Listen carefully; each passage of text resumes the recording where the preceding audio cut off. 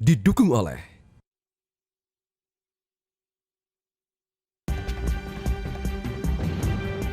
Anda kembali bersama kami, pemirsa di Metro Siang. Kita akan menuju ke informasi dari dunia politik, di mana belum munculnya cawapres yang pasti mendampingi capres yang telah terdeklarasikan, membuat publik bertanya-tanya, siapa cawapres primadona yang nantinya dapat menunjang atau meraup suara pemilih. Berikut kami putar kembali dialog siapa susul Anies Ganjar dalam program kontroversi Kamis malam tadi. Variabel cawapres bagaimana Mas Hanta sebagai penentu? Dengan posisi capres-capres yang relatif kompetitif, beda dengan Pak Jokowi yang sudah tinggi sendiri ya, maka variabel cawapres menjadi penting. Variabel cawapres di periode di mana tidak ada incumbent diperlukan, jadi jangan keliru mencari cawapres juga.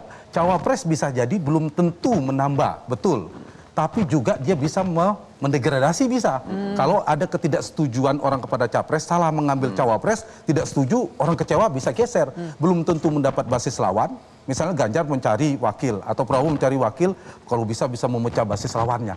Tapi belum tentu dia bisa mengambil basis lawan. Tapi basis massa dia belum tentu juga setuju tingkat akseptabilitasnya. Jadi kalau kita bicara peta koalisi, bicara cawapres, kita bagi tiga sekarang. Koalisi perubahan kan ada tiga ya, Demokrat, PKS, dan Partai Nasdem. Kemudian PDI Perjuangan dengan P3. Katakan kita bagi tiga aja dari 9 partai itu. Pak Prabowo didukung oleh Gerindra, oleh PKB yang sudah ada. Nah, Mas Viva dan Bang Doli bagi dua lah. Golkar ke Pak Prabowo misalnya, kemudian Mas Viva PAN perginya nanti ke Ganjar. Berarti ada dua cawapres masing-masing yang akan bertarung. Isu kita setelah ini akan bergeser ke fase cawapres. Ganjar, PAN membawa nama Erick Thohir sudah bulat itu.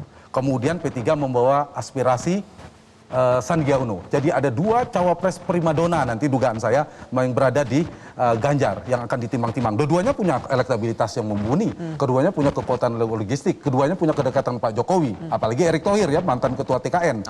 Keduanya juga saya kira punya basis kedekatan yang bisa dikatakan membawa potensi boarding pass PAN dan P3. Begitu juga dengan Caimin dan Pak Erlangga kalau bersama Pak Prabowo.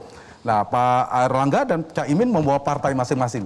Di Pak Anies juga gitu, lebih awal perdebatannya yaitu Nasdem lebih ke Kofifa kalau saya baca, kemudian kita tidak tahu perkembangan terakhir AHY aspirasinya Partai Demokrat. Jadi ada dua cawapres primadona. Kalau petanya jadi tiga poros, tergantung nanti Bang Adian dan partainya bersama Mas Ganjar akan milih Erick Thohir atau Sandi atau ada nama yang ketiga. Nanti Prabowo kalau jadi ada pengumuman habis ini apakah Erlangga atau Caimin atau tidak nama ada. lain. Ternyata dari KIB hari ini belum mengumumkan siapa, tidak ada nama capres cawapres dan katanya KIB masih akan lanjut. Itu informasi yang kami itu kalau peroleh, 9 partai parlemen dibagi